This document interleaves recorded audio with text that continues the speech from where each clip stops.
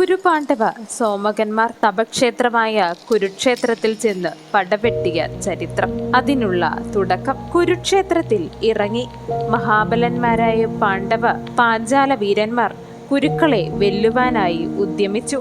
രണ്ടു ഭാഗത്തുമുള്ളവർ വേദാധ്യായങ്ങൾ ചെയ്തവരും യുദ്ധദക്ഷിണന്മാരും പോരിൽ ജയം നനയ്ക്കുന്നവരും ആകുന്നു. അവർ തങ്ങളുടെ പടയോട് കൂടി ഇറങ്ങി പാണ്ഡവന്മാർ ധാർതരാഷ്ട്രന്റെ സൈന്യത്തിന് നേരെ തിരിഞ്ഞ് കിഴക്കോട്ട് മുഖമായി പടിഞ്ഞാറേ ഭാഗത്ത് നിന്നു. അതായത് പാണ്ഡവന്മാർ കുരുക്ഷേത്രത്തിന്റെ പടിഞ്ഞാറ് ഭാഗത്ത് നിന്നു.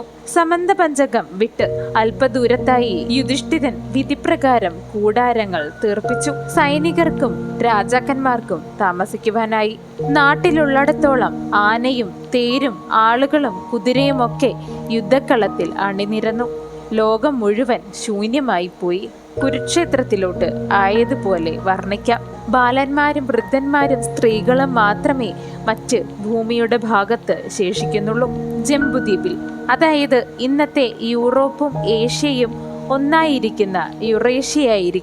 ഒന്നായിരിക്കുന്നത് പോലുള്ള ആ ദ്വീപ്, എവിടം വരെ സൂര്യരശ്മികൾ തട്ടുന്നുവോ അവിടം വരെയുള്ള സകല രാജ്യങ്ങളിൽ നിന്നും സൈന്യങ്ങൾ കുരുക്ഷേത്രത്തിലേക്ക് എത്തിച്ചേർന്നു. സർവജാതിയും ഒന്നിച്ച് ബഹുയോജന വിസ്താരത്തിൽ സൈന്യങ്ങൾ ചുറ്റിക്കൂടി.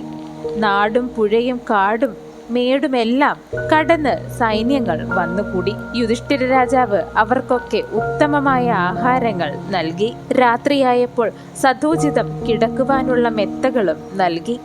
തന്റെ രാജ്യങ്ങളിലെ രാജാക്കളെ കണ്ടാലറിയുന്നതിന് വേണ്ടി യുദ്ധകാലം അടുത്തപ്പോൾ പേരും പാണ്ഡവന്മാരുടെ മുദ്രയും ചേർന്ന അടയാളങ്ങൾ പതിപ്പിച്ച ചട്ടകൾ നൽകി. പാർത്ഥന്മാരുടെ കുടിയടയാളം കണ്ടാണ് മഹാശയനായ ധാർതരാഷ്ട്രൻ, അതായത് ദുര്യോധനൻ, മറ്റ് രാജാക്കന്മാരോടുകൂടി ധർമ്മജനോട് ഏറ്റത്. തലയ്ക്കുമീതെ പ്രശോഭിക്കുന്ന വെൺകൊറ്റക്കൊടിയുള്ളവനും അനേകം സൈനികന്മാരുടെ നടുവിലായി അനുജന്മാരാൽ ചുറ്റപ്പെട്ടവനുമായ ദുര്യോധനനെ കണ്ട് യുദ്ധാർത്ഥികളായ സോമകന്മാരെന്നാൽ പാഞ്ചാലന്മാർ ഹർഷിച്ചുകൊണ്ട് ശംഖും പെരുമ്പറയുമൊക്കെ വളരെ രസകരമായി മുഴക്കി.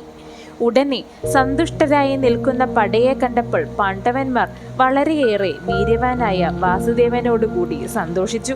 പിന്നെ വാസുദേവ ധനഞ്ജയന്മാർ വലിയ സന്തോഷത്തോടെ തേരിൽ കയറി ദിവ്യശംഖങ്ങൾ ഊതി പാഞ്ചജന്യവും ദേവദത്തവും ആ പുരുഷവ്യാഘ്രന്മാർ വിളിച്ചു. അപ്പോഴേക്കും അതിന്റെ അതിഭയങ്കരമായ ശബ്ദം കേട്ട് ഭയപ്പെട്ട് വാഹനങ്ങളാകുന്ന ആന, കുതിര എന്നിവ മലമൂത്ര വിസർജനം നടത്തി. പൊടിപടലങ്ങൾ പൊങ്ങി. ആകാശത്ത് പരന്ന് ഒന്നും അറിയാത്ത മട്ടിൽ ഇരുളടഞ്ഞു സൂര്യൻ അസ്തമിച്ചതുപോലെ തന്നെ ആയി. ചുഴലിക്കാറ്റ് വീശി. 100,000 സൈന്യങ്ങളെ പീഡിപ്പിച്ചു. അത് രണ്ടു പടയും കുരുക്ഷേത്രത്തിൽ ക്ഷുബ്ധരായി നിന്നു. പ്രളയക്കടൽ പോലെ ഇളകി മറിഞ്ഞു അവ. നാട്ടിലുള്ള ജനങ്ങളൊക്കെയും പിന്നെ ആന, കുതിര, തേര് എന്നിവയും യുദ്ധത്തിലേക്ക് കൊണ്ടുവരികയാൽ ലോകം ശൂന്യമായെന്ന് മുൻപ് പറഞ്ഞു. ലോകം സ്ത്രീകളും ബാലന്മാരും വൃദ്ധന്മാരുമായി തന്നെ അവശേഷിച്ച് അങ്ങനെ നിന്നു. പാണ്ഡവരെ പോലെ തന്നെ കൗരവന്മാരും തയ്യാറായി.